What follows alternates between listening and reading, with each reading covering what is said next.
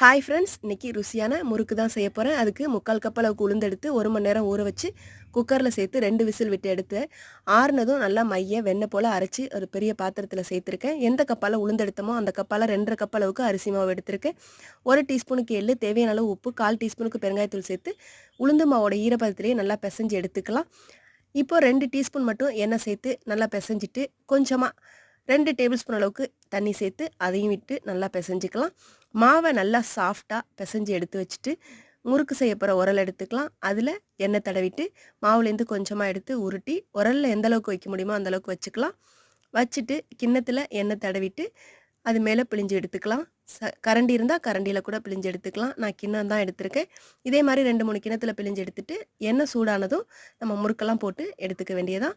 ரொம்பவே ருசியான முறுக்கு இன்ஸ்டண்ட்டாக டக்குன்னு செஞ்சிடலாம். அந்த வீடியோ பிடிச்சிருந்தா லைக் பண்ணுங்கள். நன்றி, வணக்கம்.